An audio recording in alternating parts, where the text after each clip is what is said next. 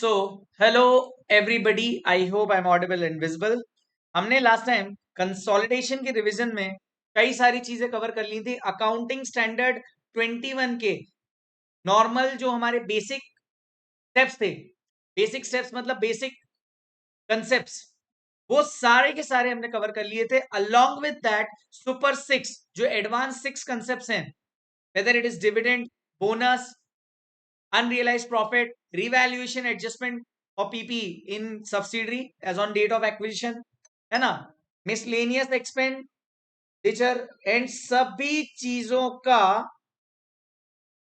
हमने यहां ध्यान रखा था और अकॉर्डिंगली मैंने आपका पूरा रिवीजन उसमें करवा दिया था। अब हम आज का जो सेशन है इसमें यहां से आगे बढ़ने वाले हैं। Am I clear? Yes, no? बहुत बढ़िया, बहुत बढ़िया, बहुत बढ़िया। Great great great great. Now मैंने आपको याद है, मैंने आपको क्या बोला था कि जो अपन ने एडजस्टमेंट लास्ट टाइम यहाँ पे पढ़े थे, इन सब की मैंने समरी के लिए मैंने आपको एक टेबल बनवा दी थी। ये टेबल मेरे हैंड रिटन नोट्स पे अवेलेबल है, ड्राइव पे अवेलेबल है, आप वहां से आराम से इनको डाउनलोड कर सकते हो।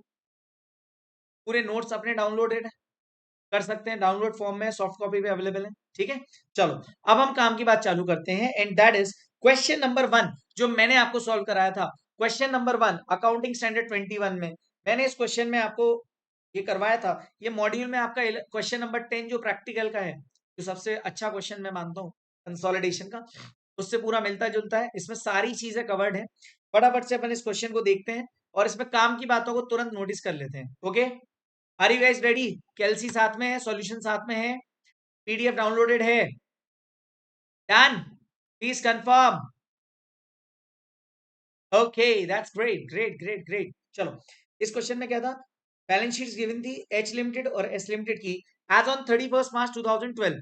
31 मार्च 2012 को बैलेंस शीट गिवन हुई है और इसमें शेयर कैपिटल है एच लिमिटेड की 10 लाख, सब्सिडरी की है 5 लाख। कब की है ये बैलेंस शीट बेटा? 1 मार्च। ठीक है, कोई दिक्कत नहीं सर। अपने को सर जनरल रिजर्व अपने को गिवन है 1 लाख होल्डिंग के, 1.5 लाख सब्सिडरी के। प्योरल गिवन है 160, 150। ये सब क्लोजिंग बैलेंस शीट डेट पे गिवन है सारे फिगर्स। सर इन्वेस्टमेंट किया है सब्सिडरी पे कितने का? सर 5 लाख का इन्वेस्टमेंट किया। ओके, कोई दिक्कत नहीं। क्या यहाँ पे स्टेक गिवन है? नो। आगे पढ़ते हैं अपन। सर एच लिमिटेड ने एक्वायर करे हैं 3000 shares in S limited on 1 जुलाई 2011। मुझे बताओ नंबर ऑफ शेयर्स कितने होंगे सब्सिडरी के? 5 ईयर एंड पर।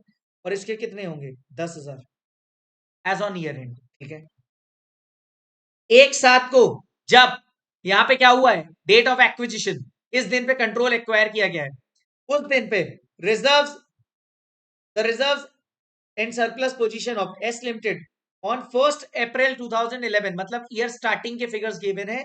जनरल रिजर्व 2.5 लाख का था, पीएनएल अपना 1,20,000 का था। ठीक है सर, क्लोजिंग और ओपनिंग गिवन है, मतलब हमारा स्टेप 3 पे हमें एनालाइज करना पड़ेगा प्रॉफिट्स को। यस और नो? सर 1 अक्टूबर 2011 को subsidiary limited issued 1 share for every 4 share held as bonus share. Bonus issue लेके आई है कौन? Subsidiary. Okay, no entry has been made in the books of holding H limited for the receipt of these bonus share. किसकी books में entry नहीं हुई है?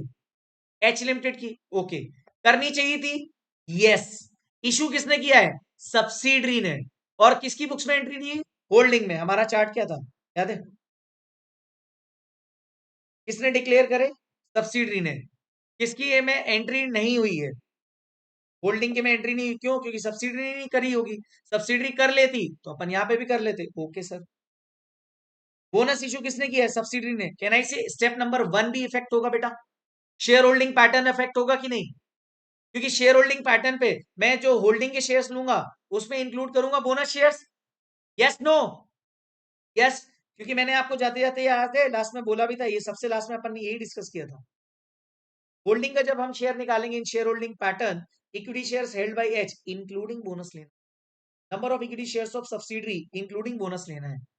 Okay, मैंने अपन ने इस पे ब्रीफ में डिस्कशन किया था अपने लेक्चर में, है ना? अभी अपने को सिर्फ ब्रश अप करने हैं सारे कंसेप्ट। ओके सर, ये एडजस्टमेंट है जहां पे गलती हो सकती है। ओके, अब अगला, अब अगला 30 सितंबर 30 सितंबर 2011 S limited declared a dividend.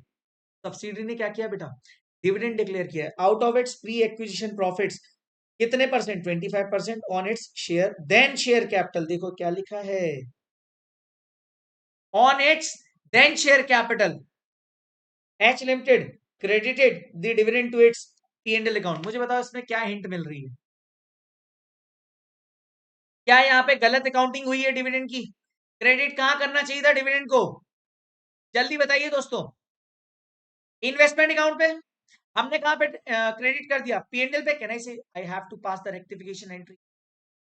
Yes my dear friends, very good, very good बेटा। सर साथ ही साथ एच लिमिटेड ने ओ किया है एस लिमिटेड को 50,000 for the purchase of stock from S limited और entire stock held by H limited on 31 March. ठीक है, सारा का सारा स्टॉक इनने रखा हुआ है। अच्छा, कॉमन डेट और यहाँ पे अनरियलाइज प्रॉफिट के लिए परसेंटेज ऑन कॉस्ट गिवन है। कैन आई सी ये भी हम आराम से डिसाइड कर लेंगे। सर एच लिमिटेड ने ट्रांसफर करी है machinery to S limited for 1 lakh, जिसकी बुक वैल्यू क्या थी मशीन की? 80,000। कैन आई सी 20,000 अलग इन एक्स्ट्रा चार्ज हो गए। ओके, मुझे बताओ किसने ट्रांसफर किसने किया है और किसको ट्रांसफर किया है? कितने का रिवैल्यूएशन इंपैक्ट आएगा? 20,000 का, क्योंकि इसको 1 लाख में ट्रांसफर किया है। उसकी बुक वैल्यू 80 थी। कहना इसे आपको 20 से बढ़ाना पड़ेगा। यस, दो नहीं बेटा 20। Prepare a consolidated balance sheet as on 31 March 2012। Sir step 1 में हमें बहुत ध्यान देना पड़ जाएगा इस बार। क्यों? क्योंकि सर इस बार किसके बारे में बात होगी? बोनस शेयर्स के बारे में बात। मुझे एक बात बताओ, हमारे टोटल शेयर्स कितने? 5,000 है ईयर एंड पर सब्सिडरी के। ठीक है, डेट ऑफ एक्विजिशन पे परचेज कितने करे थे? 3,000। कहना इसे 3,000 बिफोर बोनस इशू है या आफ्टर बोनस इशू है? डेट ऑफ बोनस इशू ये गिवन है सर, बिफोर और after? Please tell me.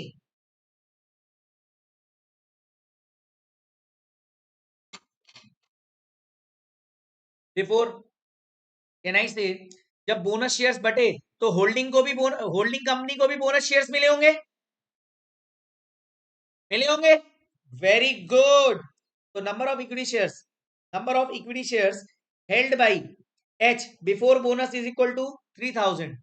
Bonus के टाइम पे 3,000 और एक 4 के बदले में 1 मिल रहा था, तो कहना इसे 750। 750 शेयर्स किसको दे दिए? 750 शेयर्स किसको दे दिए?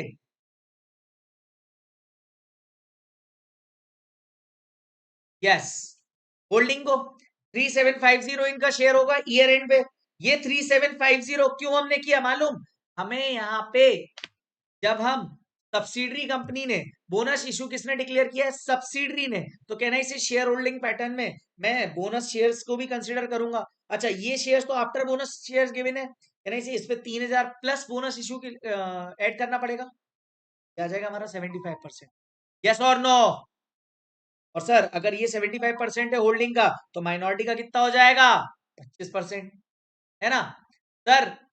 Very good, share capital increase हो जाएगा। सर अगर जनरल रिजर्व की डेट नहीं दी तो उसे प्री माना है कि पोस्ट? सर अगर नहीं गिवन है तो हम ये मान के चलेंगे ईयर एंड का बोनस अमाउंट गिवन है। एक बच्चे का डाउट है कि सर ये डायरेक्टली गिवन है, कोई डेट नहीं गिवन है। डेट नहीं गिवन है जनरल रिजर्व में, तो फिर ये बैलेंस भी नहीं गिवन होगा। यस और नो? लेकिन अगर ये डिफरेंट बैलेंस है तो कहना इसे कुछ तो एडजस्टमेंट होगा, डेट हमेशा हमें गिवन रहेगी। M I clear? क्लियर हो गया बेटा डाउट? ओके, हाँ। अब मुझे एक बात बताओ, सब्सिडरी के तो 5,000 थे, 3,750 इनके शेयर में 75% हो जाएगा। सर ईयर स्टार्टिंग 1/4, ये तो आसान है। ईयर डेट ऑफ एक्विजिशन और ईयर एंडिंग 3:9 का आ जाएगा अपना pre post. Yes no my dear friends? अब जब मैं एनालिसिस ऑफ प्रॉफिट्स करूंगा तो मुझे एक बात बताओ, मेरे को क्वेश्चन में जनरल रिजर्व भी गिवन है, पीओरएल भी गिवन है। मैंने बोनस इशू कहां से किया है? क्वेश्चन में क्लियरली गिवन है कि नहीं गिवन है? नहीं गिवन है तो भी हम ये मानेंगे जनरल रिजर्व यहीं से जाएगा, जनरल रिजर्व से ही जाएगा बोनस। Yes no? पक्का?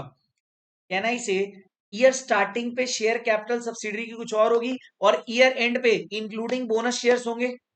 और रेशियो क्या था? रेशियो था 4:1, मतलब 4 के बदले में 1 शेयर दे रहे हो आप, तो कहना इसे टोटल शेयर कितने हो जाएंगे ईयर एंड पे? 5। ये रेशियो अपन ने मैथ्स की इक्वेशन से निकाला। और लास्ट में कितने शेयर्स हैं? शेयर कैपिटल कितने की? 5 लाख की।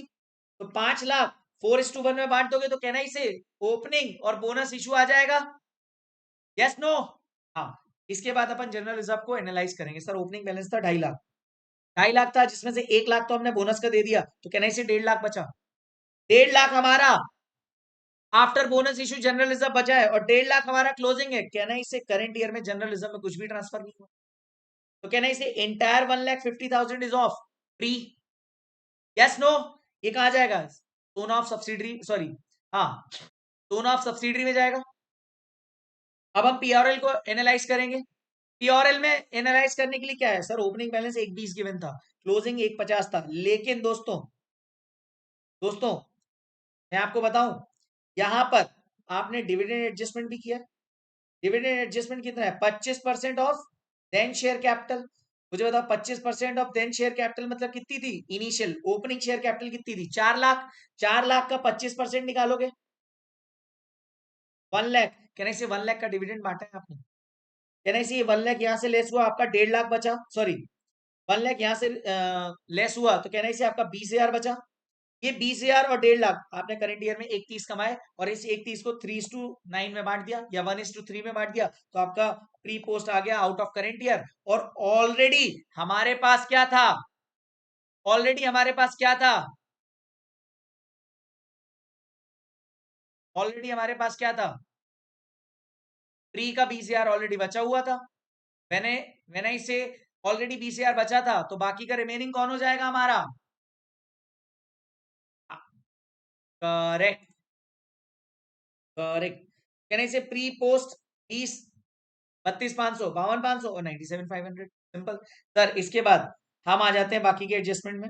सर 50,000 का कॉमन डेट था, तो क्रेडिटर्स टू डेटर्स अकाउंट किया होगा हमने ट्रीटमेंट में। स्पेशल नंबर एडजस्टमेंट नंबर जो हमारा फोर्थ गिवन था, उसमें हमने स्टेप नंबर 4 में पहली एंट्री पास करी।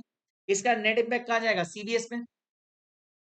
फिर सर अनरियलाइज प्रॉफिट भी हमें हटाना था 50,000 से, तो 50,000 25% ऑन कॉस्ट है, तो 25 डिवाइड बाई 125 करना पड़ेगा ऑन कॉस्ट। 10,000 एलिमिनेट हो जाएगा। सर किसकी तरफ से? Sellers P or L to buyers inventory. ये एंट्री होगी कि नहीं? एंट्री बताओ।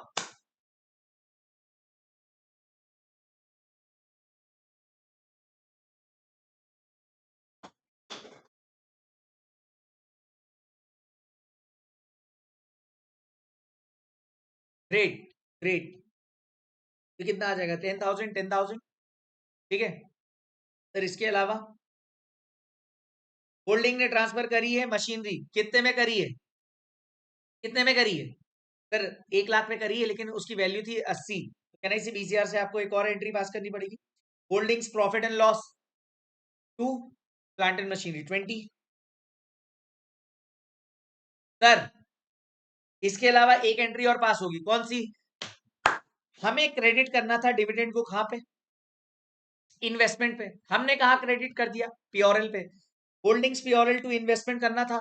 1 लाख इंटू 75%, 75% मतलब होल्डिंग का शेयर 75। इसका इंपैक्ट कहां जाएगा? कंसोलिडेटेड रिजर्व्स एंड सरप्लस और सीओसी की वर्किंग में। याद आ रहा है कि नहीं? यहां तक याद आ रहा है कि नहीं बेटा? जल्दी बोलो प्लीज एवरीबडी। Yes sir. इसके बाद हम आ गए सोना ऑफ सब्सिडरी पर। सर सोना ऑफ सब्सिडरी में हमने क्या किया? सोना ऑफ सब्सिडरी पे हमने क्या किया? ये देखो sir, equity share capital 5 lakh की 5 लाख ही थी डेट ऑफ एक्विजिशन से लेके यहां तक। हाँ सर कोई दिक्कत नहीं, लेकिन सर जनरल रिजर्व चेंज हो गया, स्टेप 2 से आया। प्योरल भी स्टेप 2 से आया। सर अनरियलाइज प्रॉफिट था 10,000, ये पोस्ट से एडजस्ट होता है। 10,000 यहां से लेस कर दिया। याद है एंट्री यहाँ पे टू स्टॉक, और ये कब? Post acquisition. क्या आ गया? इसको हमने होल्डिंग सब्सिडी माइनॉरिटी और होल्डिंग माइनॉरिटी प्री और पोस्ट को बांट दिया। ये कहा जाएगा? स्टेप 6 में नेट एसेट्स पे। ये माइनॉरिटीज में चले जाएंगे दोनों फिगर, और ये consolidated reserves and surplus. Sir 52, 68, 75 हमारा आ गया। कॉस्ट ऑफ इन्वेस्टमेंट हमें लेस करना था, 5 लाख का इन्वेस्टमेंट था, लेकिन इसमें हमने 75,000 लेस करे। क्यों? क्योंकि ये रेक्टिफिकेशन एंट्री पास करनी थी, तो 425 की इनकी आ गई कॉस्ट। कहना इसे कैपिटल रिजर्व आया। सर ये कैपिटल रिजर्व कहा जाएगा? कंसोलिडेटेड रिजर्व्स इन सरप्लस पे। गुडविल आती तो बैलेंस शीट में जाती, ये भी याद आ रहा है। री माइनॉरिटी मैंने आपको स्टेप 7 बता ही दिया था कि दोनों फिगर्स चले जाएंगे, शेयर ऑफ पोस्ट प्रॉफिट और share of net assets of subsidiary on the date of acquisition. Holding के दोनों रिजर्व्स आ जाएंगे। फिर डिविडेंड लेस होगा स्टेप 6 से 75। यूआरपी भी जाएगा 20,000।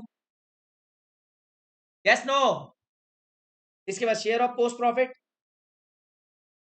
कैपिटल रिजर्व ऐड हो जाएगा, ये आ जाएगा 332500। फिर हम बनाएंगे बैलेंस शीट। बैलेंस शीट में देखो ओनर की तो पूरी शेयर कैपिटल आ जाती है, consolidated reserves in surplus 332500, minority interest 197,500 और current liability parent plus subsidiary less 50,000, क्योंकि ये कॉमन डेट था। पीपीई में भी क्या हुआ था? पीपीई में पेरेंट प्लस सब्सिडरी में से 20,000 लेस कर दिए थे क्योंकि वो कम पे थे।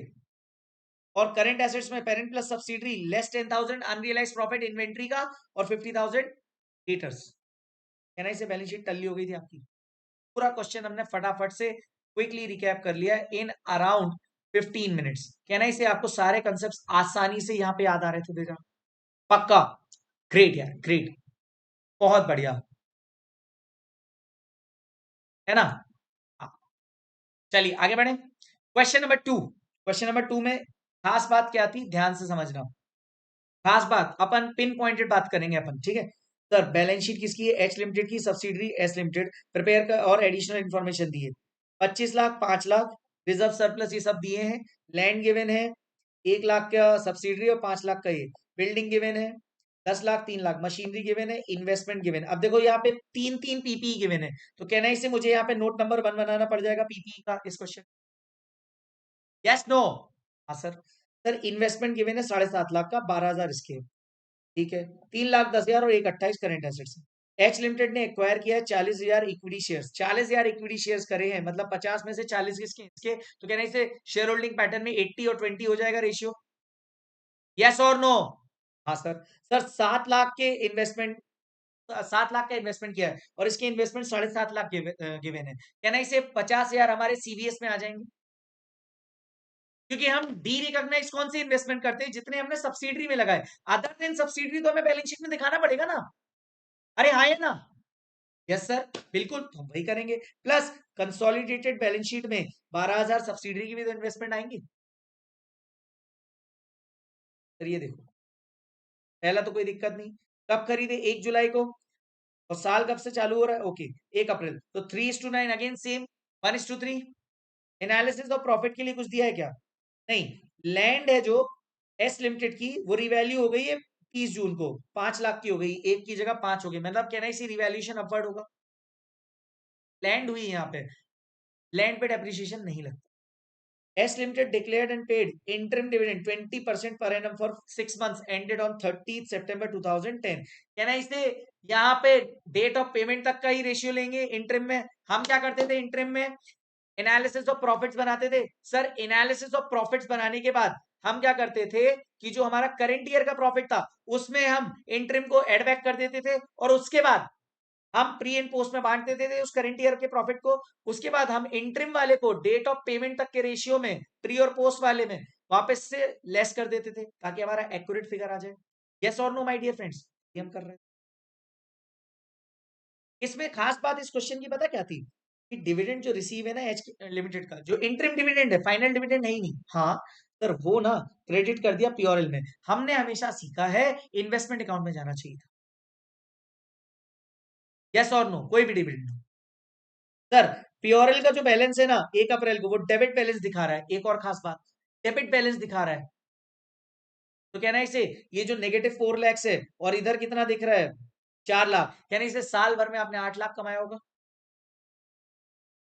तो देखो होल्डिंग का हमने शेयर होल्डिंग पैटर्न तो पैसे ही निकाल लिया था क्वेश्चन रीड करते हुए, इसमें कुछ खास बात नहीं थी, 3:9 भी कर दिया था।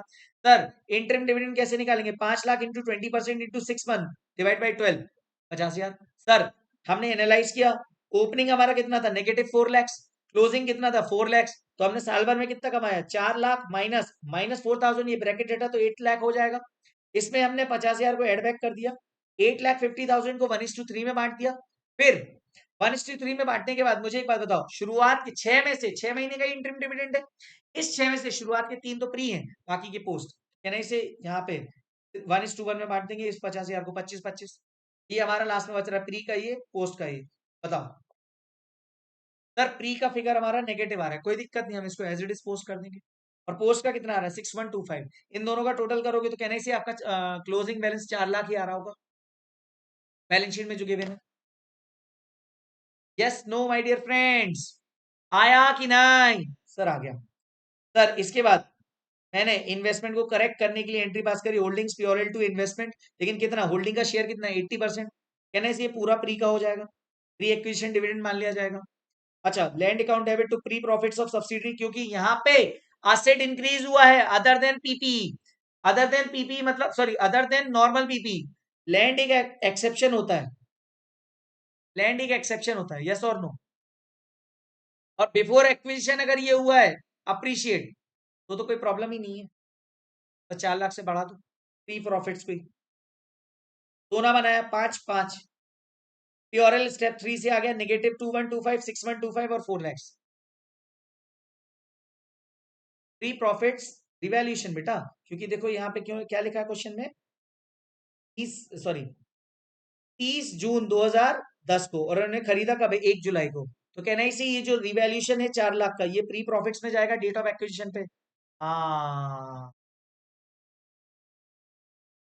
हाँ, नहीं बेटा, पिछले वाले क्वेश्चन में भी अपन ने वही किया था। देखो पिछले वाले क्वेश्चन में क्या हुआ, जो आप ये बोल रहे हो ना डिविडेंड वाला, तो डिविडेंड वाला देखो अपन ने 75% ही लेस किया था, 1 लाख टोटल डिविडेंड था, रेक्टिफिकेशन सिर्फ 75,000 का ही किया था, 75% स्टेक था, यस नो? यहाँ पे क्लियर है? पक्का एवरीबडी? चलो सर, ये आ गया, इसमें 75 सॉरी ये आ गया 4 लाख। आगे स्टेप 5 पे 5-5, ये सब तो ठीक है सर, रिवैल्यूएशन प्री प्रॉफिट्स में जुड़ गया 4 लैक्स, यस नो? हाँ, 80-20 में बांट दो दोनों को, ये एमआई तो चला जाएगा नोट नंबर स्टेप नंबर 7 में, और स्टेप नंबर 5 का ये वाला नेट एसेट वाला, net assets on the date of acquisition, ये जाएगा स्टेप 6 में कॉस्ट ऑफ कंट्रोल, और ये चला जाएगा कंसोलिडेटेड रिजर्व सरप्लस। ये देख लो 550 आ गया एज इट इज यहाँ पे, है ना? और 7 लाख का इन्वेस्टमेंट था, 20,000 का, 20,000 का हमने क्या किया, लेस कर दिया प्री एक्विजिशन, ये देखो 25 में से 80%। हाँ, गुड्डू आ गया, बधाइयो। एमआई के दोनों आ जाएंगे, पोस्ट प्रॉफिट और net assets of subsidiary, general reserve और पीआरएल एच के आ जाएंगे पूरे पूरे, इसमें ऐड कर देंगे share of post profit, less कर देंगे डिविडेंड 20,000 का 970। बाकी पूरा क्वेश्चन सेम है, बस मैंने यहाँ पे देखो नोट नंबर 1 करवा दिया, पीपी, लैंड, बिल्डिंग, मशीनरी, तीनों लेके आ गया, नोट नंबर 1 बना है, बाकी सब तो यहाँ पे आप आराम से कैलकुलेट कर सकते थे। इसमें बस दिक्कत पता क्या थी, मोस्ट इंपॉर्टेंट, यहाँ पे देखना इन्वेस्टमेंट को 50,000 प्लस 12,000 लिया, एक तो सबसे बड़ी मिस्टेक यहाँ हो सकती है। दूसरा दूसरा इंटरिम डिविडेंड का करेक्शन, इंटरिम डिविडेंड का करेक्शन। तीसरा तीसरा रिवैल्यूएशन का एडिशनल इंफॉर्मेशन वगैरह कुछ भी नहीं है, तो ज्यादा नहीं जाएगा, सिर्फ 4 लाख का रिवैल्यूएशन जाएगा प्री एक्विजिशन।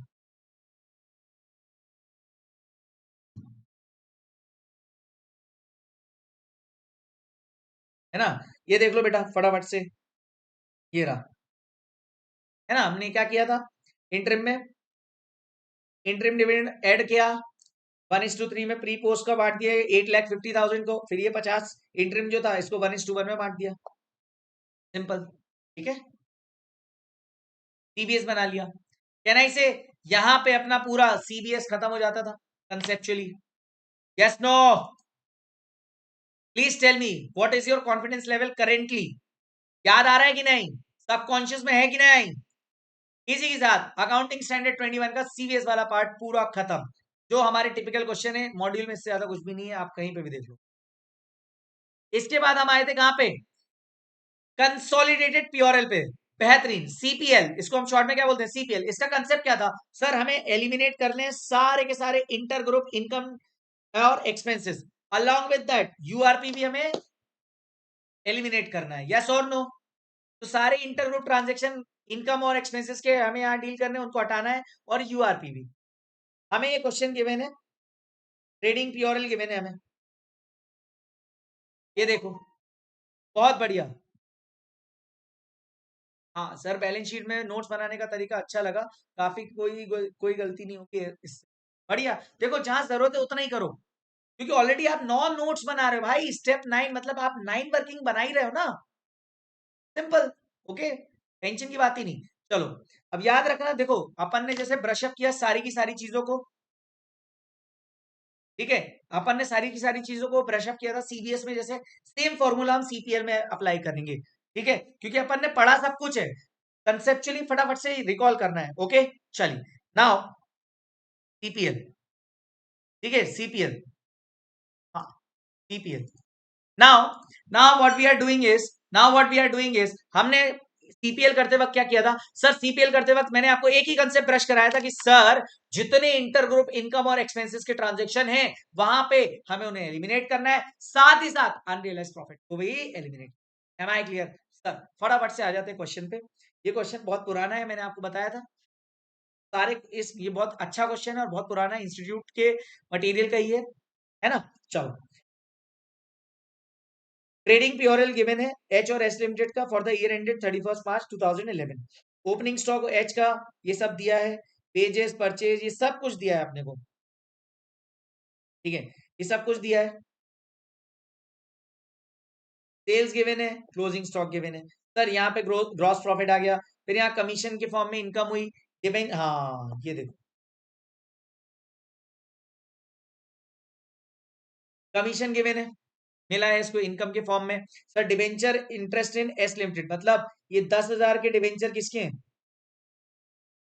ये होल्डिंग के हैं जरूर। ये इनकम कहां से आई? ये इंटरेस्ट इनकम कहां से आई?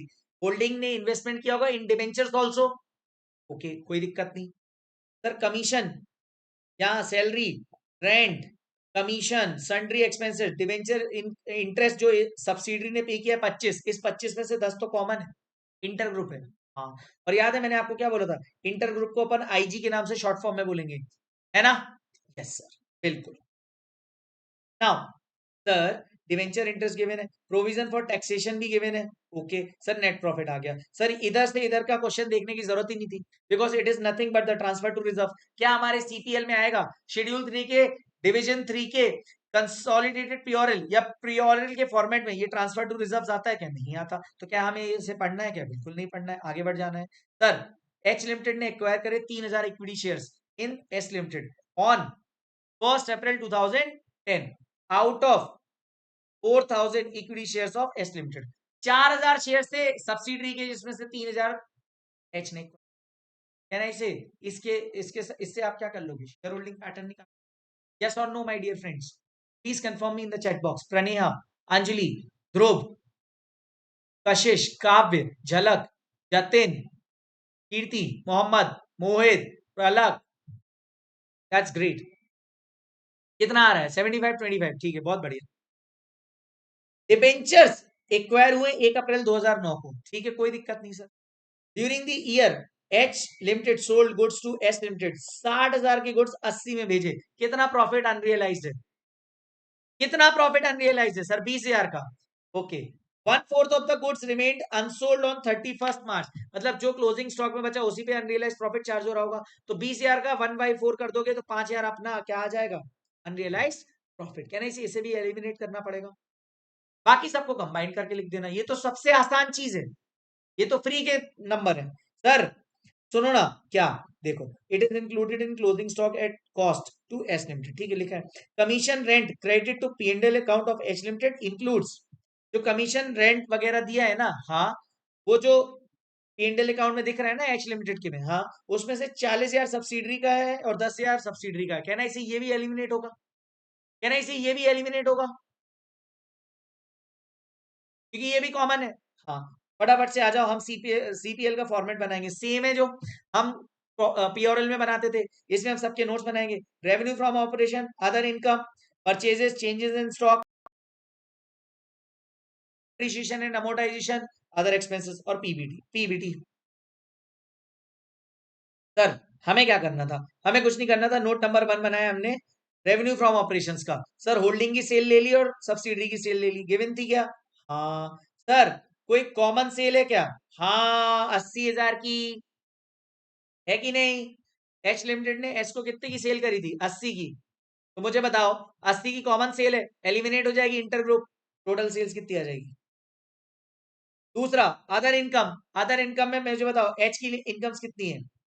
1,10,000 और 40,000, कहना इसी ये पूरा पूरा आ जाएगा 1, 10, 40। फिर सब्सिडरी का इंटर ग्रुप इनकम जो कॉमन वाला है वो कहां दिया था एडजस्टमेंट में? 40,000 और 10,000 प्लस सर 10,000 की ये जो कॉमन इनकम है इसमें ये 25 इसने पे किया तो कहना इसे 10 इसको गया, तो ये हिडन आपका एडजस्टमेंट था 10,000 वाला, डिवेंचर इंटरेस्ट वाला। डिवेंचर इंटरेस्ट इनकम मिली है होल्डिंग को, किससे मिली है? सब्सिडरी से। क्यों? क्योंकि उसने इन्वेस्टमेंट किया था। कहना इसी कॉन्ट्रा है, और कॉन्ट्रा है मतलब इंटर ग्रुप है, इंटर ग्रुप है तो कहना इसी एलिमिनेट होगा। हाँ कमीशन 40,000, रेंट 40,000 और डिवेंचर इंटरेस्ट 10,000 का 90,000 बचेगा टोटल। ये हमारी 90,000 आ गई, ये टोटल हमारी इनकम। सर परचेज पे चलते हैं। परचेज अपने को दोनों की गिवन है 12 और 7.5, ये 12 और 7.5। कहना इसे एक ने बेचा दूसरे ने खरीदा, एक ने बेचा दूसरे ने खरीदा, कहना इसे ये भी इंटर ग्रुप 80,000 चला जाएगा। Yes no? 180 1870 ये चला गया। Sir change in stock, opening stock कितना है? 20, 10, सॉरी 2 और 10, 1। क्लोजिंग स्टॉक भी गिवन है दोनों का, और मुझे लिखना है चेंजेस इन स्टॉक।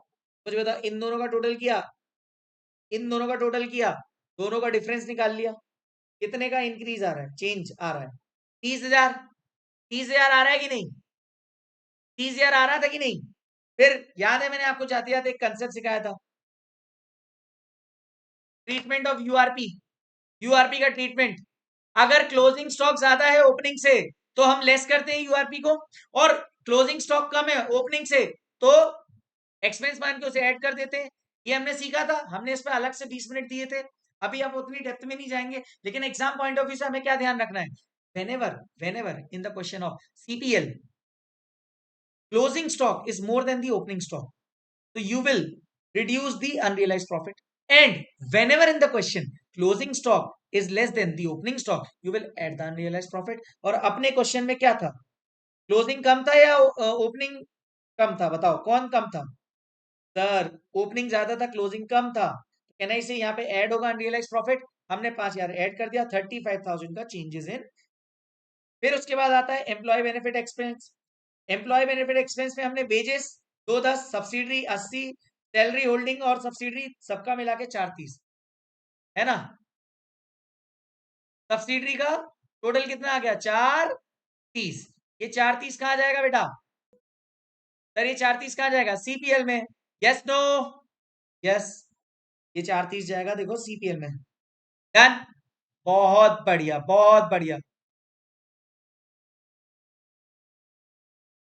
सर भैया यहाँ पर closing stock is total of group, right? No, closing stock of S नहीं, इंटायर क्लोजिंग स्टॉक होल्डिंग और सब्सिडरी दोनों का टोटल किया तो 70 आया, कम था as compare to opening of the entire group. हाँ तो अनरियलाइज प्रॉफिट ऐड हो जाएगा ना, लॉजिक भी दिया था। Done, great great. आगे बढ़ते सर, और क्या था? Sir finance cost, finance cost कितनी गिवन थी? फाइनेंस कॉस्ट आपको गिवन थी इंटरेस्ट के फॉर्म में, इंटरेस्ट कितना गिवन था? सिर्फ और सिर्फ सब्सिडरी का था, वो भी डिवेंचर इंटरेस्ट था 25,000 का, जिसमें इंटर ग्रुप था 10,000 का, तो कहना इसे 15 बचा था। यस नो? बहुत बढ़िया। तो ये फाइनेंस कॉस्ट कहाँ चली गई राजा? डेप अमोर्टाइजेशन से रिलेटेड कुछ भी नहीं गिवन था। अदर एक्सपेंसेस अब जो बच गए, सर बच कितने गए? सर बच कितने गए? रेंट कमीशन ये सारे बच गए। ये देखो note 7 other expenses, carriage 20-30, rent 40-25, commission subsidiary का 50, सन्ड्री एक्सपेंसेस 65-25, 90, और इसमें इंटर ग्रुप 40 और 10 जो कॉमन वाली थी वो भी तो रिड्यूस होगी, कहना इसी इतना आ जाएगा। Yes no? और इसको हमने क्या किया यहाँ पे 185 को यहाँ कर दिया, एक्सपेंसेस का टोटल किया, इनकम का टोटल किया, ये आ गया हमारा क्या? Profit before tax. मुझे बताओ इसमें से 75% किसका होगा? होल्डिंग का, और 25% correct, very good, very good. आप चाहो तो यहाँ पे बाइफरकेट करके यहीं पे नीचे लिख देना, कोई दिक्कत नहीं। Done, this was our CPL. I hope entire CPL has been record. Okay, आगे बढ़े, आगे बढ़े। सर, सर, मजा आ गया। हमने तो यहाँ पे 30 मिनट में पूरा खत्म कर लिया। अब हम आगे बढ़ रहे हैं AS21 के लास्ट कंसेप्ट। सर क्या है last concept? Negative minority interest. Negative minority interest क्या होते हैं सर? इक्विटी शेयर होल्डर्स होते हैं जो जो जो क्या होते हैं, कौन सी कंपनी के होते हैं? सब्सिडरी के होते हैं। होल्डिंग का अगर मेजर स्टेक है, कंट्रोल उसके पास है, तो जो माइनॉरिटी बची, that is minority share holding. और AS21 इसे क्या बोलता है? लाइबिलिटी। और ये लाइबिलिटी है, तो AS21 इसे अगर लाइबिलिटी ट्रीट कर रहा है, कर ही रहा है, AS21 लाइबिलिटी बोलता है इसे, तो भैया इसको नेगेटिव नहीं कर सकते। मतलब ये जीरो हो सकती है, जीरो से कम नहीं हो सकती। यस और नो? ये मैंने आपको बताया था कि नहीं सर? फिर पता है इसमें कंसेप्ट कितना है? जब भी whenever there is losses, then minority interest can't get negative. Its share will be borne by holding company only for the accounting purpose. And as soon as minority interest gets benefits या profits, it will be adjusted with holdings purl and then will be shared to. Am I clear with this point? Yes, no? Sir मतलब क्या बोला था आपने? मैंने यहाँ पे आपको समझाया कि मान लो हमने क्वेश्चन भी डिस्कस किया था ना, एक सॉलिडेशन का क्वेश्चन डिस्कस किया था ना इसमें।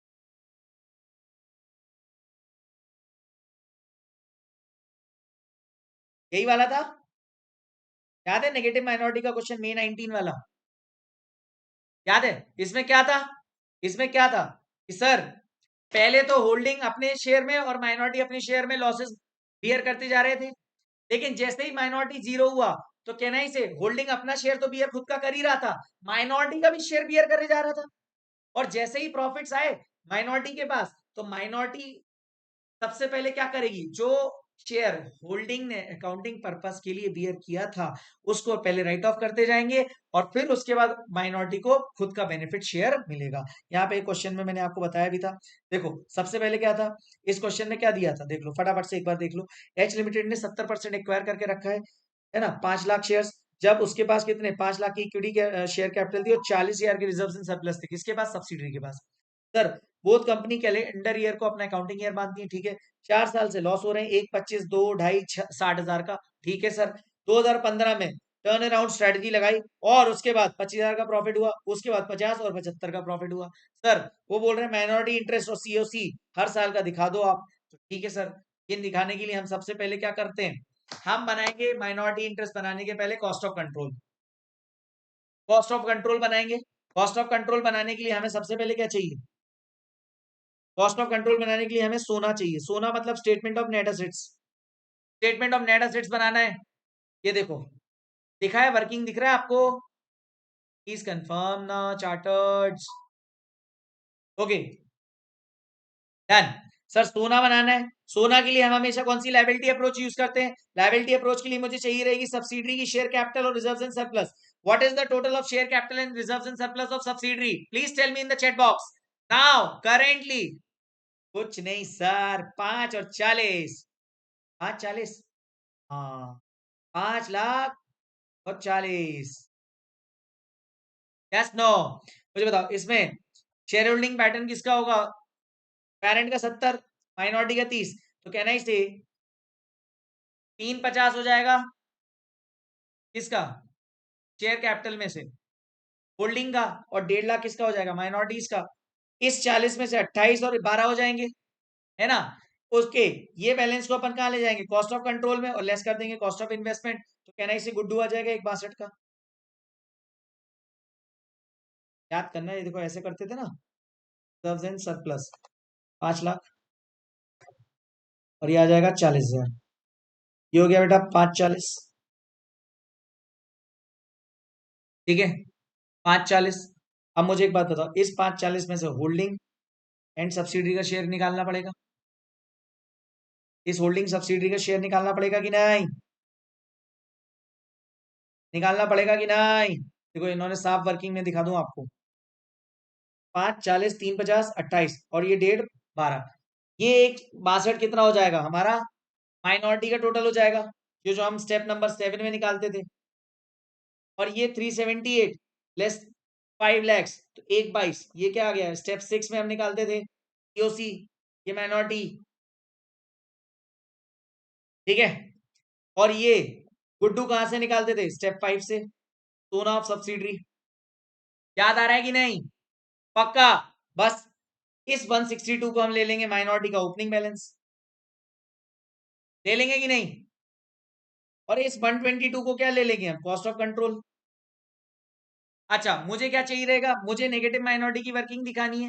मुझे बताओ पहले साल कितना लॉस था 125, इस 125 में मुझे बताओ 30% कौन बियर करेगा, माइनॉरिटी, और बाकी का कौन बियर करेगा, बाकी का कौन बियर करेगा, होल्डिंग। मुझे बताओ 30%, 125 इंटू 30%, 37,500 इन्होंने बियर कर लिया, कितना बचा 162 में से 37,500 इन्होंने बियर किया, कहना इसे अब इनके पास 124,500 बचा। नेक्स्ट ईयर कितने का लॉस है सर, 2 लाख का लॉस है, 2 लाख का 30% मतलब 60,000 और बियर करेंगे, 60,000 लेस कर दिया, अब माइनॉरिटी का बैलेंस कितना बचा 64,500। इस 64,500 के बाद नेक्स्ट ईयर कितने का लॉस है 2.5 लाख का, इस 2.5 लाख का शेयर कितना है माइनॉरिटी का 75, क्या माइनॉरिटी 75,000 पूरा बियर करेगी, आंसर इज नो। क्यों, क्योंकि इनके पास बैलेंस ही बचा है 64,500, ये 64,500 तो बियर कर लेगी, लेकिन कितना बचा 75 में से एक्सेस बचा है 10,500, ये कौन बियर करेगा, होल्डिंग। तो ये देखो यहाँ पे मैंने आपको बताया था, ये देखो इसने 2.5 लाख में से 75 इसका था, 175 इसका था, एक्सेस कितना था 10,500, ये 10,500 इसने एड बैक किया और यहां से लेस करवा दिया किससे, होल्डिंग के प्योर। अब मुझे बताओ माइनॉरिटी का बैलेंस कितना हो गया 0, और इसका बैलेंस कितना आ रहा है 185,500, ठीक है। नेक्स्ट ईयर फिर 60,000 का लॉस हुआ, इसमें 18,000 किसका आ रहा है माइनॉरिटी का, क्या माइनॉरिटी अगेन कुछ बियर कर पाएगी, नो। तो मुझे एक बात बताओ 42 तो प्योरल होल्डिंग का गया ही गया, प्लस 18 माइनॉरिटी का भी बियर किया, तो टोटल 60 और बियर कर लिया, यस नो। हाँ माइनॉरिटी का अगेन 0 है और इसका 60 बियर कर।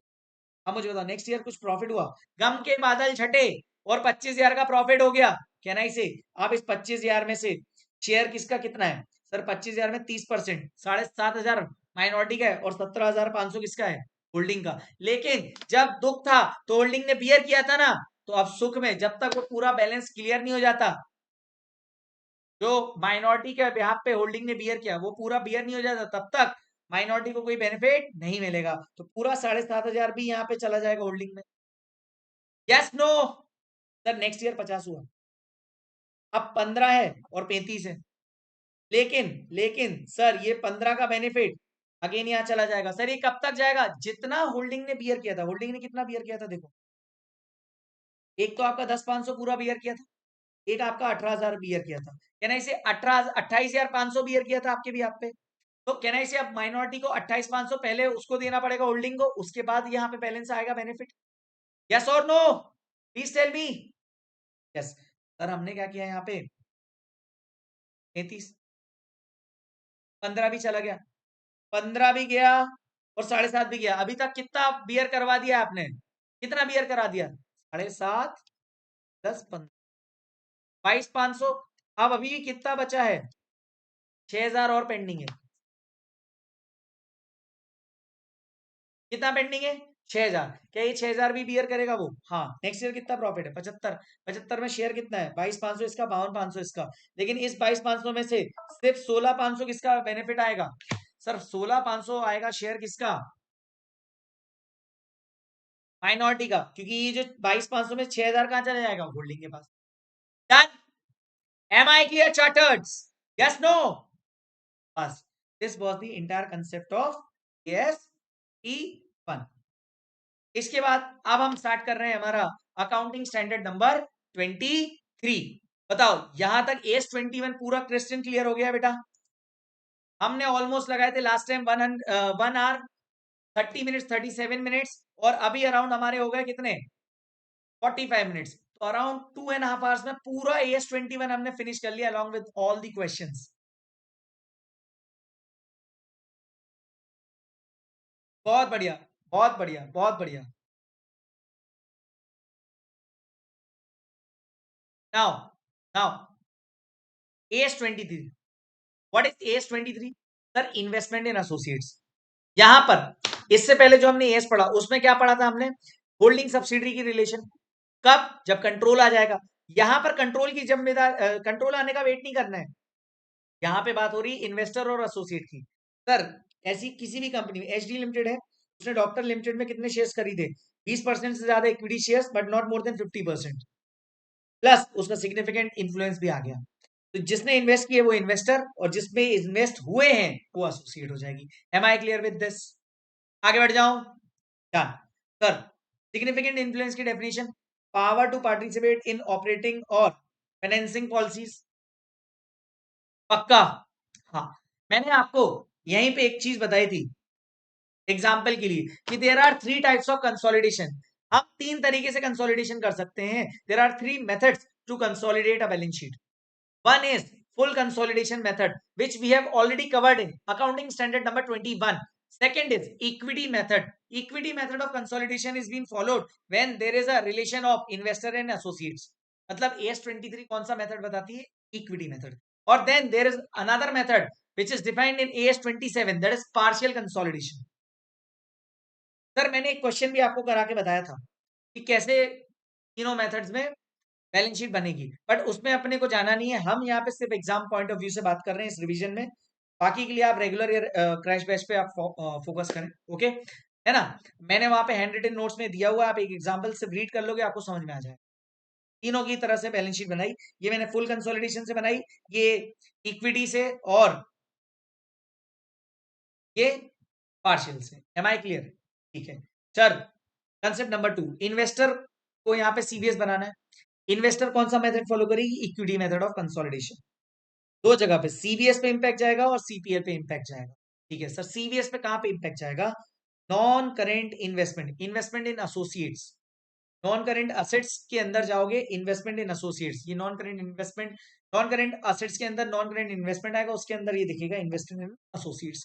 ये जो अमाउंट है ये कुछ और नहीं, यही पूरा AS23 पे बताया जा रहा है। इस अमाउंट को कैसे मीजर किया जाएगा ये AS23 में बताया गया है। कितनी बातें सर? 3 बातें। पहली बात, कैलकुलेट करना है नेट एसेट्स ऑफ एसोसिएट इस बार as on the date of acquisition. ये किस तरीके से कैलकुलेट करते हैं? जैसे हम स्टेप नंबर 4 में स्टेप नंबर 5 में सोना ऑफ सब्सिडरी कैलकुलेट करते हैं कि वहां पे लेते थे क्या? Holding share of net assets less cost of investment. यहां पे क्या लेंगे? Investor share of net assets less cost of investment. Clear?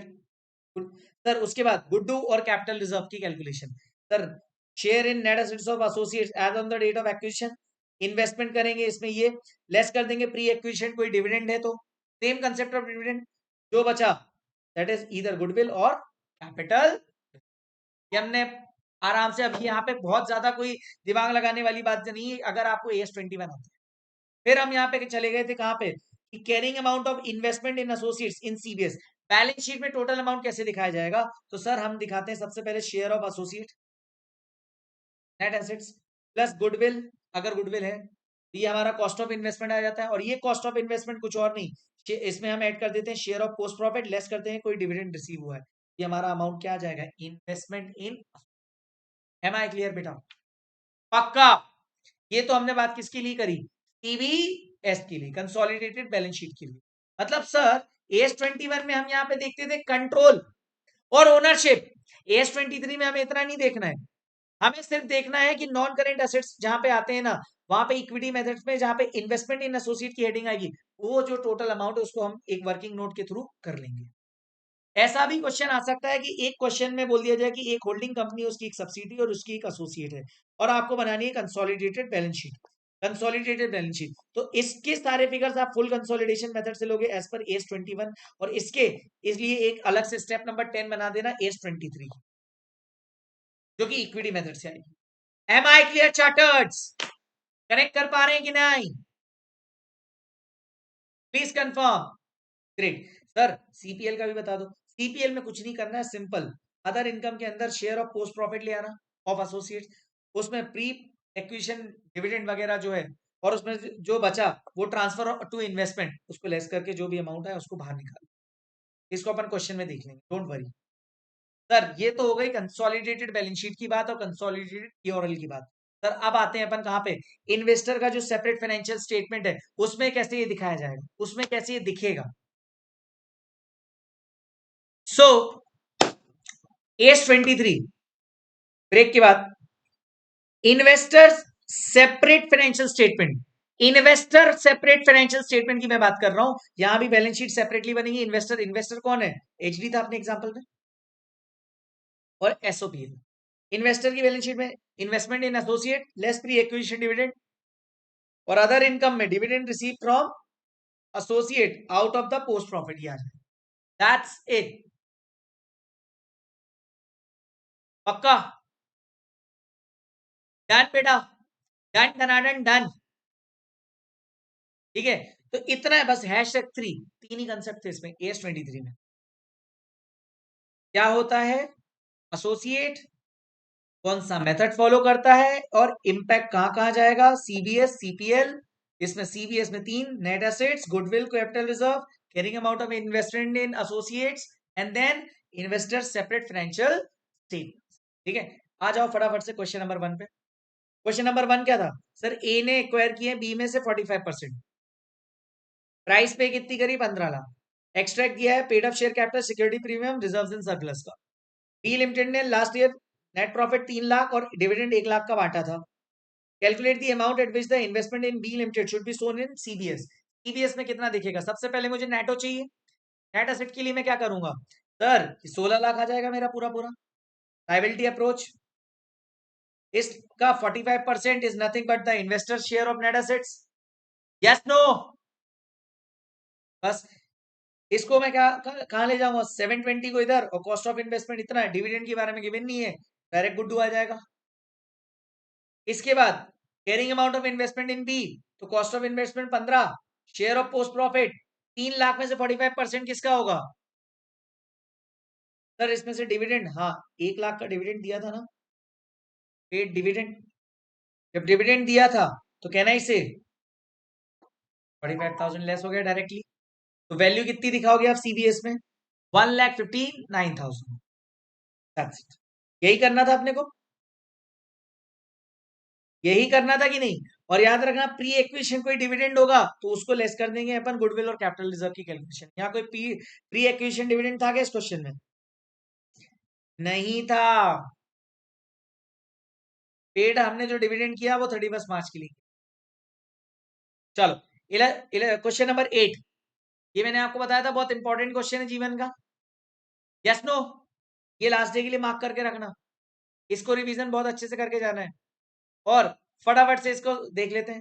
Right limited ने कितना एक्वायर किया है, राइट लिमिटेड ने कितना एक्वायर किया, 30% ऑफ ईस्ट इंडिया लिमिटेड, कितने में, 2 लाख में, 1 जून को। Such acquisition right can exercise significant influence over East India, मतलब एक कौन हो गई, एसोसिएट, और दूसरी investor. During the financial year ending on 31 March 2001, East India ने अर्न करे 80,000 रुपए। क्या ये हमारे काम के हैं भाई, जब इन्वेस्टमेंट ही 1 जून को हुआ है 2001 में, तो 31 का तो हमें प्रॉफिट से कोई मतलब ही नहीं है। हाँ लेकिन इसमें से 50,000 इन्होंने डिक्लेयर किए हैं और पे कब करे हैं, पे किए हैं क्या, नहीं डिक्लेयर किए हैं 12/8 को। ईस्ट इंडिया ने रिपोर्टिंग अर्निंग करी है नेक्स्ट ईयर की 3 लाख 31 मार्च 2002 को, और डिक्लेयर किया डिविडेंड 60,000 का 12 को। वो बोल रहे हैं कैलकुलेट करो कैरिंग अमाउंट ऑफ इन्वेस्टमेंट, कहाँ कहाँ, separate financial statement as on 31 March 2002, consolidated financial statement as on 31 March 2002, carrying amount as on 30 June in CFS. तो सबसे पहले अपने को क्या चाहिए, नेटो। नेटो के लिए कोई दिक्कत ही नहीं, कुछ दिया ही नहीं, नेटो नहीं है, गुडविल भी नहीं है। इस क्वेश्चन में मुझे बताओ कैरिंग अमाउंट ऑफ इन्वेस्टमेंट निकालने के लिए अपन वर्किंग कहां से स्टार्ट करेंगे सर, कॉस्ट ऑफ इन्वेस्टमेंट, क्योंकि इन दोनों का टोटल क्या होता है। कॉस्ट ऑफ इन्वेस्टमेंट अपने को गिवन था क्या, हाँ सर 2 लाख गिवन था। सर इस 2 लाख में से लास्ट ईयर का जो डिविडेंड था 50,000, उसका 30% प्री डिविडेंड लेस करना पड़ेगा कि नहीं। हाँ करंट ईयर का नहीं था, पिछले साल वाला 15,000। तो हमारी 1/6 को आ गई कैरिंग अमाउंट 185। ये क्या है, ये हम एसएफएस में दिखाएंगे 31 मार्च को। इसमें अगर मैं share of post profit add कर दूंगा, पोस्ट प्रॉफिट कितना था 3 लाख, 30% 10 महीने के लिए, क्योंकि 1 जून को इन्वेस्टमेंट हुआ है 75,000। Done done done. Life is beautiful till now. Yes no? Please confirm ना चार्टर्स।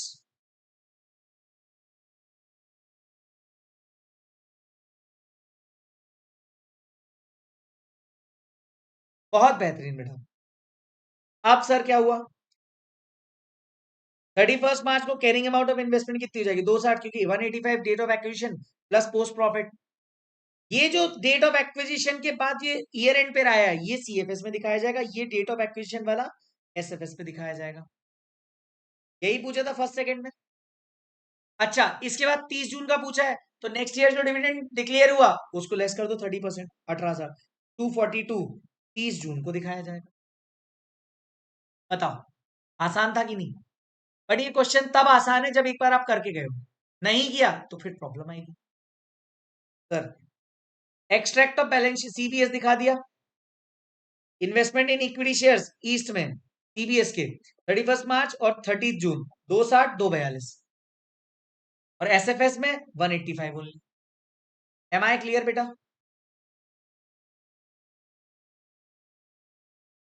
पक्का?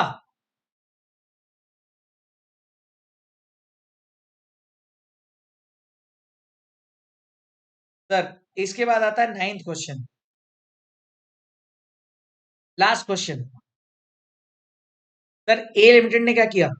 एक्वायर किया 25% share in B limited as on 31 March 2001 for 3 lakhs। The balance sheet of B limited as on 31 March is given as below. PPE investment current assets.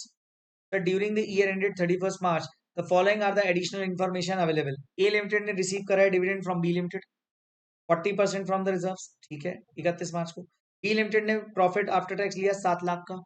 Sir इसके बाद B limited ने declare किया dividend 50% for the year ended 30 June, sir sorry 30 April. वो बोल रहा है A limited is preparing consolidated financial statement in accordance with S 21 for periods its subsidiary. वो तो ठीक है, बोल रहा है सुनो ना, कैलकुलेट करके बताओ goodwill if any on the acquisition of B limited. मतलब बी लिमिटेड की शेयर्स में इन्वेस्टमेंट किया है तो उसका गुडविल कुछ आ रही है तो बता दो। सबसे पहले सोना निकालना पड़ेगा। सोना के लिए अपने क्या क्या चाहिए बेटा? एक तो 5 लाख आ जाएगा आपका, ये 5 lakh plus reserve and surplus भी 5 लाख, 10 10 और इस 10 में से 25%, तो कहना इसे नेट एसेट्स कितना हो जाएगा? 2.5 लाख। ये 2.5 लाख कहाँ ले जाओगे? इधर। लेकिन कॉस्ट ऑफ इन्वेस्टमेंट कितनी? 3 लाख। अच्छा कोई डिविडेंड दिया है 50%, तो 50%, तो 5 लाख का 40% निकाल लो पहले इंटू 25%। 5 लाख का 40% कैसा? 40% कैसा मतलब बताओ, आया कि नहीं? क्लियर? चलो मैं वापस बता देता हूं, देखो क्या हुआ। 5 लाख के रिजर्व एंड सरप्लस थे। इस 5 लाख में से इस 5 लाख में से इस 5 लाख में से क्या हुआ? 40% डिविडेंड बांट दिया आपने। जब 40% आपने डिविडेंड मारा 5 लाख में से 40% आपने क्या मार दिया? डिविडेंड बांट दिया।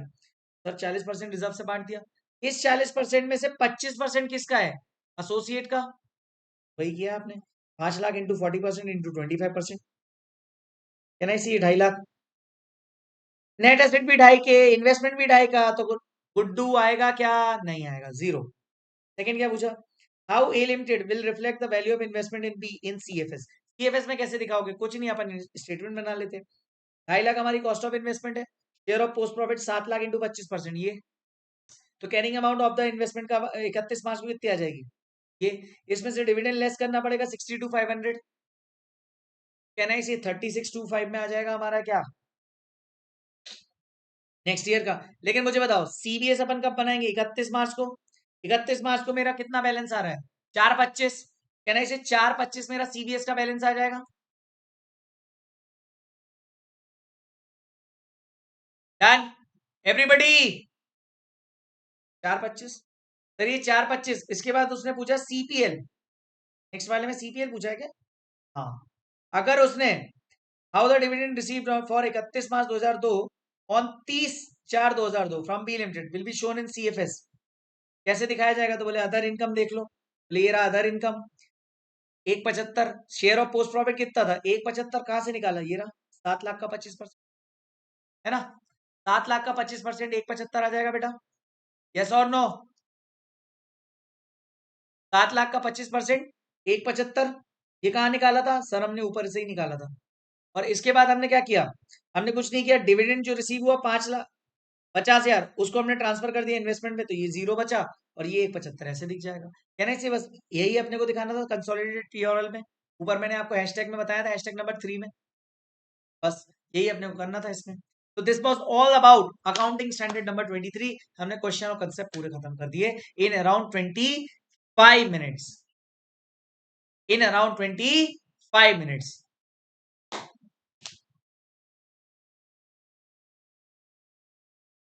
जो मैंने क्वेश्चन कराए बेटा वही मस्ट डू क्वेश्चंस हैं। अलोंग विद दैट मैं लास्ट में एग्जाम के 5 दिन पहले लिस्ट भी पूरी शेयर कर दूंगा, डोंट वरी, जैसे हर बार करता हूँ। ओके, सो AS23 हमारा पूरा क्लियर हो गया। Am I clear in around last 25 to 30 minutes along with all the questions and concept. भगाया कि पूरा समझ में आया? एक बार बता देना। Done done sir. अब आ रहे हैं अपन लास्ट में, accounting standard number 27। Accounting standard number 27 2 से 5 मिनट में अपन पूरा कंसेप्ट खत्म कर देंगे बेटा, कोई टेंशन वाली बात नहीं। क्या बात करता है? ज्वाइंट वेंचर की बात करता है। मैंने याद है आपको एग्जांपल वगैरह बताया था कि एग्रीमेंट है, 3 तरीके की चीजें होती है। तो ज्वाइंट वेंचर में दो लोग, 2 पार्टी या उससे अधिक पार्टीज एक साथ मिलके एक एंटिटी बनाते हैं, या हो सकता है एंटिटी ना बनाए, सेपरेटली एक बिजनेस चलाए। इन 2 या 2 से अधिक पार्टीज को अपन क्या बोलते थे? वेंचरर्स बोलते थे बेटा। ये इंडिविजुअल भी हो सकते हैं, एसोसिएशन ऑफ पर्सन भी हो सकता है, बॉडी ऑफ इंडिविजुअल भी हो सकता है, फर्म भी हो सकती है, कंपनी भी हो सकती है। Sir forms of joint venture 3 तरीके से। पहला, अगर वो बिना सेपरेट एंटिटी खोलते हैं या सेपरेट एंटिटी के साथ खोलते हैं। सर अगर वो सेपरेट एंटिटी के साथ खोलते हैं तो उसको अपन बोलते हैं ज्वाइंट कंट्रोल्ड। लेकिन अगर विदाउट सेपरेट एंटिटी तो हो सकता है उसको अपन बोले जेसीओ या जेसीए। जेसीओ कब बोलेंगे? जब 2 लोग मिलके, 2 एंटिटीज मिलके अपने खुद की इनकर करें एक्सपेंसेस, इनकम भी रेज सेपरेटली करें, और कुछ असेट्स या सेट ऑफ असेट्स एम्प्लॉयज वगैरह बिजनेस में यूज करें फॉर सेपरेट पर्पस। और इसकी अकाउंटिंग कैसे करेंगे अपन? मेमोरेंडम या ड्राफ्ट सीपीएल बनाएंगे just to calculate the venture का प्रॉफिट कितना है। तो कहना है इसे रफली अपन बनाने वाले हैं जेसीओ के केस में। तो जेसीओ के केस में क्या था? सर जेसीओ के केस में पहली चीज क्या थी कि इनकम एक्सपेंसेस इंडिविजुअली बियर होगा, है ना? मैं मेरा, तू तेरा। एचडी और बडी के केस में याद है, कोचिंग खोलने गए थे अपन मुंबई में। डन डन डन डन, पक्का।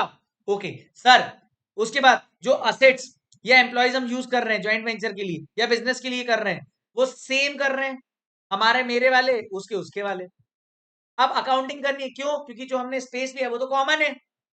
तो हम एक रफ अकाउंट बनाएंगे जिसको अपन बोलेंगे memorandum consolidated P or L, just to calculate the profit. Yes no my dear friends? और हर वेंचरर अपना एक खुद का एक ज्वाइंट वेंचर अकाउंट बनाएगा to record their own transaction. इसके लिए अपन स्टडी मटेरियल का इलस्ट्रेशन नंबर 1 देखे थे, फटाफट से आ जाते हैं, जेसीओ खत्म ही कर देते हैं। सर ए बी सी तीनों ने मिलके एक ज्वाइंट वेंचर ओपन किया, एक ने लैंड खरीदी और परचेज और कंस्ट्रक्ट करके बेच रहे थे फ्लैट्स। ए ने लैंड खरीदी 60 लाख में 1 जनवरी को। सर उसके बाद फॉर दिस पर्पस उसने लोन भी लिया था 50 लाख का। ये किसके लिए लिया था? ज्वाइंट वेंचर के लिए। 8% इंटरेस्ट भी पे कर रहा है वो। उसने रजिस्ट्रेशन फीस भी पे करी 60,000। ये किसने किया? ए ने। बी ने क्या किया? मटेरियल सप्लाई किया 450 का गोडाउन से, और फर्दर उसने मटेरियल अलग से भी परचेज किया है। सर उसने मटेरियल जब अलग से परचेज किया है तो can I say it is fees B who is incurring the expense on behalf of A and other. What is the name of another one? C. Yes और नो? हाँ, तो मुझे एक बात बताओ, बी ने सप्लाई किया मटेरियल को 450 पे from his godown, further he purchase the material for 5 lakhs for the joint venture. Mister C met all other expenses और सी का काम क्या था? सारे एक्सपेंसेस बियर कर रहा है, जो कि कितने टर्न आउट हुए? 9 लाख। 30 जून को सभी वेंचर्स ने एग्री किया कि वो एक एक फ्लैट लेंगे जिसकी वैल्यू कितनी होगी? 10-10 लाख। बाकी के वो बेच देंगे, है ना? बेच देंगे तो ए बेचेगा 40 में, बी बेचेगा 20 में और सी बेचेगा 10 में। लोन रिपे हो रहा है सेम डे पे जिस दिन पे फ्लैट्स बिके। लॉन्ग विद किसने रिपे किया? मिस्टर ए ने, along with all interest, and जो बच गया वो शेयर्ड बाय पार्टनर्स इक्वली है। ये लाइन बहुत ध्यान रखनी है। You are required to prepare draft CPL and co venture account in the books of each venture. अपन एक सीपीएल बनाते हैं ड्राफ्ट। उसमें क्या था देखो, सबसे पहले खर्चे कौन कौन से हुए? 60 लाख लैंड ए ने, रजिस्ट्रार की फीस 60,000, मटेरियल बी लेके आया 950 और 4.5 और 5 दो बार में, है ना। एक्सपेंसेस एक्सपेंसेस चले गए 9 लाख के। इसके बाद सेल्स 40 20 10 की करी, ठीक है। फ्लैट टेक ओवर कर लिए बी ए और सी ने 10 लाख के। सर इंटरेस्ट ऑन लोन ए ने चुकाया 50 लाख इंटू 8% इंटू 6/12, क्योंकि लोन कब लिया था? लोन लिया था, लोन आधे साल में तो चुका दिया 30 जून को, यस नो, तो 6 महीने का इंटरेस्ट लग गया, ठीक है। सर ये आ गया हमारा नेट प्रॉफिट, बराबर बांट दिया। Am I clear? अच्छा, इसमें जो फ्लैट टेक ओवर थे वो सारे हो गए। मुझे बताओ यहां तक में कोई प्रॉब्लम? सीपीएल बनाने में कोई प्रॉब्लम? कुछ भी नहीं था। हमने जब किया था हमें तो ऐसा लगा ये क्या था, कुछ नहीं, ऐसे ही था। फिर हमने ए का अकाउंट बनाया, बी का अकाउंट बनाया और सी का अकाउंट बनाया। सर ए ने सेल कितने की करी? ये एक्सपेंस कितने का बियर किया, प्लस प्रॉफिट उसको हुआ और फ्लैट टेक ओवर कर दिया। कहना इसे, ये जो बैलेंस फिगर है ये इसने ए को ट्रांसफर किया होगा सी ने, इसी का क्लियर है जॉइंट वेंचर। फिर सर बी में आए, बी ने सेल इतने की करी, कुछ नहीं, जो सीपीएल में था उसका डबल इफेक्ट यहाँ है, कुछ भी नहीं है। जो टेक ओवर करा उसका यहाँ पे, सर जो मटेरियल परचेज करा है दोनों बार वो टोटल 9,50,000 और प्योरल, है ना। इससे जो बाकी बचा उसने ए को कंट्रीब्यूट करवा दिया। सर ए के पास क्या था? लोन लिया, लैंड खरीदी, उसके बाद register fees, bank interest, land का सेल और टेकन ओवर फ्लैट जो है वो, प्योरल इतना 36। सर जो बचेगा ना वो ये दोनों कंट्रीब्यूट, और वही चीज यहाँ पे लास्ट में गिवन थी, net proceed should be shared by the partners equally. कुछ नहीं था, this was our entire JCO, joint control operation, कहना इसे, ये आपको याद रहेगा पक्का। डन डनाडन डन, रिकॉल हुआ? कुछ भी नहीं था सर, ये आ जाए, सर ये आ जाए ना तो मजा ही आ जाए अपने को तो। लॉटरी 5 में से पूरे 5, यस, आ जाते हैं जेसीओ को पढ़ने की। सर जेसीओ में क्या हो रहा है? Jointly control assets, assets jointly share कर रहे हैं for the purpose of benefit for both the parties, both the ventures. जो ventures own assets jointly use for the generating economic benefit of both. Jointly owned assets are shared in agreed ratio, यहाँ पे ratio agree रहता है, नहीं है तो 1:1। Expense on such assets are also share, अगर इन असेट्स पे कुछ एक्सपेंस होता है तो वो भी शेयर किए जाएंगे, और बाकी खर्चे खुद के खुद से निभाएंगे। इसके लिए इसकी अकाउंटिंग कैसे होती है सर? इसमें सीबीएस बनाते हैं। हर वेंचरर अपना सेपरेट फाइनेंशियल स्टेटमेंट का रिकॉर्ड रखता है जिसमें वो जेसीए का रिकॉर्ड और एक्सपेंस का रिकॉर्ड देखता है। इसके लिए अपन इलस्ट्रेशन नंबर 2 पे चलते हैं तो अपने को और क्लैरिटी आ जाएगी। इलस्ट्रेशन 2 में बहुत सिंपल था कि भाई A limited, B limited, C limited decide कर रहे हैं jointly to construct a pipeline to transport the gas one place to another manufactured by them, ठीक है। अब इसके लिए उन्होंने बिल्डिंग खर्चा की है, बिल्डिंग 12 लाख की ली जो कि डेप्रिशिएट हो रही है 5% से, पाइपलाइन 60 लाख की डेप्रिशिएट 15% से, कंप्यूटर और अदर इलेक्ट्रॉनिक 3 लाख के जो डेप्रिशिएट हो रहे हैं 40% से, और वेरियस व्हीकल 9 लाख की जो डेप्रिशिएट हो रही है 20% से। ज्वाइंटली कंट्रोल्ड एसेट है ये सारे के साथ, दोनों पार्टीज द्वारा। Am I clear? ये इक्वली बियर कर रहे हैं टोटल एक्सपेंस, और मेंटेनेंस कितना है? 6 लाख पर ईयर आ रहा है, आधा आधा बांट रहे हैं। You are required to show CBS an extract of statement of P or L and balance sheet of each venture. सबसे पहले मैं ज्वाइंट कंट्रोल एसेट को का स्टेटमेंट बना लूंगा, क्यों? क्योंकि मेरे पास बहुत सारे एसेट्स हैं, और इन सब एसेट्स का क्या करूंगा? टोटल कैरिंग अमाउंट निकालूंगा। तो हर एसेट की रेट ऑफ डेप्रिसिएशन अलग है, चूंकि तो मैं हर एसेट का डेप्रिसिएशन अमाउंट अलग निकालूंगा। तो मैं कुछ इस तरह से प्रेजेंट करूंगा, कैसे? सर इतने का मेरा लैंड एंड बिल्डिंग है, इसमें 5%, लैंड नहीं बेटा ये बिल्डिंग है, ठीक है। उसके बाद प्लांट एंड मशीनरी 60 लाख, 15% से डेप्रिशिएट हुई, कंप्यूटर 40% से, व्हीकल 20% से, कहने से this is the carrying amount. ये कैरिंग अमाउंट का टोटल आ गया 7140, ये तीनों में बढ़ जाएगा, ए बी सी में 1:1:1 में। तो all jointly control asset should be distributed to A B and C in 1:1:1। Sir expense, sir expense में दो ही एक्सपेंस आएंगे, एक तो मेंटेनेंस का 6 लाख पर एनम आ रहा है, और टोटल डेप्रिसिएशन, टोटल डेप्रिसिएशन अपन ने यहाँ पे देख लिया, टोटल डेप्रिसिएशन बांट दिया तीनों में और 6 लाख भी तीनों में बांट दिया, बस खत्म। इसके बाद इन द बुक्स ऑफ को वेंचरर, तो एक ही बुक्स में कितना एक्सपेंस स्टेटमेंट ऑफ पीओरएल में आएगा और अदर एक्सपेंस कितना दिखा, डेप्रिसिएशन अमोर्टाइजेशन अलग से दिखा दोगे, बाकी के अदर एक्सपेंस मेंटेनेंस में वही यहाँ। Life is beautiful, yes no my dear friends. इसके बाद मेरे पास असेट्स की डिटेल है, मेरा टोटल पीपी कितना है, इतना, तो कहने से इतनी शेयर कैपिटल होगी मेरी, ये मैंने बैलेंसिंग फिगर से निकाला था and this was our jointly controlled asset. Sir ये तो और इजी था, इसमें तो कोई दिमाग लगाने की जरूरत ही नहीं थी, क्वेश्चन में जो दिया दिखा है उसको एज इट इज पुट करते जाओ और फटाफट से निकालते जाओ। बताओ कर पाओगे? एस 23 भी खत्म, एस 27 आधे से ज्यादा खत्म, बस अब एक चीज बची है, जेसीई ज्वाइंटली कंट्रोल्ड एंटिटी, उसे भी खत्म कर देते हैं। आ जाओ सर, ज्वाइंटली कंट्रोल्ड एंटिटी क्या होती है? वेंचरर्स एक सेपरेट एंटिटी बना लेते हैं एक अलग नाम से और उसमें मिलके काम करते हैं। करेंटली एग्जांपल वोडाफोन आइडिया, हाँ बीआई जिसको बोलते हैं आजकल, ओके। इसमें अकाउंटिंग कैसे होगी? प्रिपेयर जेसीई का सीपीएल और सीबीएस, हर एक वेंचरर का बैलेंस शीट बनेगी लेकिन विथ पार्शियल कंसोलिडेशन। हर वेंचरर क्या बनाएगा? अपनी एक अलग बैलेंस शीट बनाएगा विथ दिस जेसीई, क्योंकि उस, मुझे एक बात बताओ, एचडी और बडी ने मिलकर एक जॉइंट वेंचर खोला और एक नई कंपनी के साथ डॉक्टर, ठीक है, तो कैन आई से दिस जॉइंटली कंट्रोल्ड एंटिटी, ठीक है। अब सीबीएस और सीपीएल कौन बनाएगा? एक तो सीपीएस एंड सीपीएल बनाएंगे, ये खुद के बैलेंस लेंगे और पार्शियली कंट्रोल करेंगे जेसी, इन दोनों के बीच में एक बनेगा, एक बनेगा बडी और जेसी के बीच में, हाँ, यानी C they are equally contributing to the business. यही अपन ने सीखा था और इसके लिए अपन चलते हैं एक बेहतरीन क्वेश्चन पे जो अपने को दिया था, कहाँ पे, हाँ, illustration number 4, partial consolidation. Sir A enter into a joint venture with B on 1:1 basis, new company बनाई C for this purpose, A B और सी के बैलेंसेस दिए, बोले ए की बैलेंस शीट बनाओ और बी की बैलेंस शीट बनाओ, ए की बुक्स में भी सीबीएस बनेगा, बी की बुक्स में भी सीबीएस बनेगा, प्रोपोर्शनेट कंसोलिडेशन मेथड या अपन बोलते हैं पार्शियल कंसोलिडेशन मेथड, ठीक है।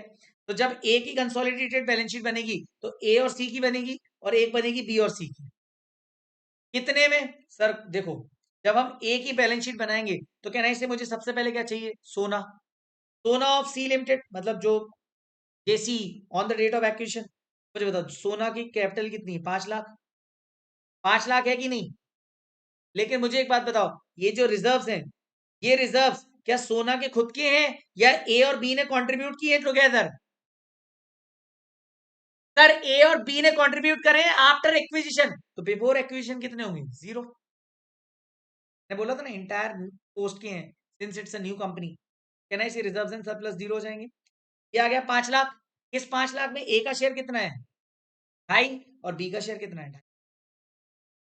गुडविल और कैपिटल रिजर्व दोनों ए और बी के लिए निकाल लिए अपन ने, ये कॉमनली निकाल लिए। अब सबसे पहले मैं बना रहा हूँ CBS of A, CBS of B मैंने आपको होमवर्क में दिया था। सीबीएस ऑफ ए जब मैं बना रहा हूं तो सबसे पहले मैंने क्या किया था? सर शेयर कैपिटल पूरी जो होल्डिंग रहती है उसी की आएगी, 10 लाख, 10 लाख किसकी? ए की आ जाएगी, क्योंकि ए की सीबीएस बन रही है। सर रिजर्व्स एंड सरप्लस निकालने, रिजर्व्स एंड सरप्लस के लिए नोट बनाया, ए का रिजर्व्स एंड सरप्लस कितना है? 18 लाख, सी का सी का रिजर्व्स एंड सरप्लस कितना है? 12 लाख, लेकिन इस 12 लाख में ए का कितना शेयर है? कितना शेयर है? 50%, तो कहना इसे 6 लैक्स, 24 लैक्स हमारा बैलेंस शीट में। सेम हमें यहाँ पे क्या करना है सर? फिर 3 लाख पूरा पूरा और इस दो में से एक, तो कहना इसे 4 लाख की नॉन करेंट लाइबिलिटी आ जाएगी। सर करेंट लाइबिलिटी कितने की आएगी? सर 4 पूरी प्लस 50, 4.5, ये रही करेंट। यहाँ पे बैलेंस शीट का टोटल पीपीई कितना है? सर पीपीई गिवन है 30-50 प्लस 1950 का आधा, ये देखो 4025,000, और करेंट एसेट्स में भी सेम करना रहेगा, ए का पूरा और 50 का आधा। कहना इसे ये पूरा का पूरा हमारा क्वेश्चन पार्शियल कंसोलिडेशन का हो गया। सर सेम में मैं कंसोलिडेटेड बैलेंस शीट और पी लिमिटेड भी बना सकता हूं, मुझे क्या करना है उसमें, ई के पूरे बैलेंसेस लेने हैं और सी के आधे बैलेंसेस लेने, और वहां पे 7.5 लाख शेयर कैपिटल हो जाएगी मेरी। कर पाओगे? हाँ या ना बेटा? ये हो गया हमारा पार्शियल कंसोलिडेशन का मेथड। एक क्वेश्चन अपना और रह गया था, इलस्ट्रेशन 3। इसमें शेयरिंग क्या दी थी समझते हैं। सर ए लिमिटेड ने एक UK based company joint venture B के साथ कंपनी में वो कर लिया, ज्वाइंट वेंचर ओपन किया, और ये क्या कर रहे हैं, B limited will import the goods manufactured by A on account of joint venture and sell them in India. A and B agree कर रहे हैं, शेयर कर रहे हैं रेवेन्यू और एक्सपेंसेस 5:4 में, और प्रॉफिट्स इक्वली बांट रहे हैं। ए इन्वेस्ट किया 49% और इक्वल शेयर है उसके पास, और ट्रायल बैलेंस गिवन है। कहना इसे जेसी ए का क्वेश्चन है। डन। चलो अब इसमें क्या क्या दिया है अपन, तो ये देखो, अपने को ये सारी ट्रायल बैलेंस के फिगर्स दिए हैं। You are required to prepare CFS, closing inventory भी गिवन है। मुझे बताओ सीएफएस बनाने के लिए सबसे पहले सीपीएल बनाना पड़ेगा। सीपीएल कैसे बनाओगे? Sir revenue from operation given है 13,05,000। हाँ सर, अदर इनकम है क्या कोई? नहीं गिवन है, तो जीरो। टोटल इनकम आ गई अपनी। अब इसका एक नोट बना देना, note number 1, revenue from operation sales. बस इसमें, बस ये इस क्वेश्चन में यही हेडिंग है और कुछ नहीं। सर परचेजेस डायरेक्टली गिवन है 9 lakh. Sir changes in inventory, sir changes in inventory निकालने के लिए क्या करना पड़ेगा? सर कुछ नहीं, ओपनिंग 0 है और क्लोजिंग 1 लाख है, कहना इसे -1 lakh. Yes no all my chartereds? इसमें कुछ ज्यादा है नहीं रिवीजन लायक। बताओ क्या है इसमें? इसमें तो ऐसा लग रहा है हाँ यार ये तो आता है, भड़ भड़ भड़ भड़, बस एक बार लिख के कर लेना। और लिख भी लिया था आपने तो मेरे साथ, बस अब आपको ऑडिट करना है, जहाँ गलती हो वहां पे मार्किंग कर लेना बस। Sir other expenses, sir other expenses कहाँ पे दिए? ये दिए 3,06,000।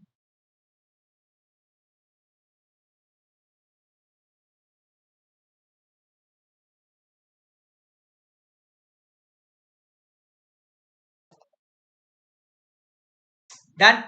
ये आ गया आपका ए अदर इनकम, ये टोटल इनकम, और ये total expense profits.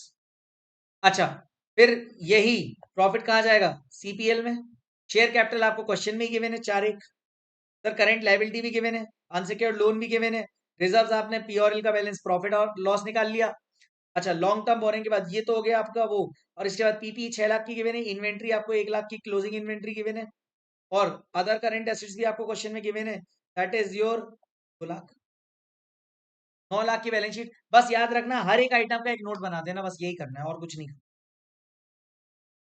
So we have completed entire revision of consolidation AS 21, 23, 27 in 2 parts। First one में अराउंड हमें 100 मिनट्स लगे थे, और इस वाले में अराउंड हमें 78 मिनट्स लगे हैं। कहना इसे अराउंड 3 आवर्स में हमने पूरा 11 आवर्स जो अपना चैप्टर कंप्लीट किया था, 11 to 12 आवर्स का पूरा खत्म। सारी चीजें याद आई, थोड़ी बहुत भी याद आई तो मजा आ गया भाई साहब। पूरा चैप्टर, इतना बड़ा चैप्टर, 12 से 15 नंबर 16 नंबर तक का है, जो कि पूरा। अब आपको ऐसे ही अपन अगली बार मिलते हैं अमालगमेशन में। ओके चलिए, आई होप ये बहुत अच्छा लगा होगा। अच्छा लगा तो अप्रिशिएट करना। मिलते हैं अगली बार। टेलीग्राम पे अपडेट आ जाएगी, नोट्स की पीडीएफ शेयर ही है, टेलीग्राम लिंक आपके पास है, चैनल ओपन है, बस अब आपको एग्जाम ही एडवांस में। That's it from my side.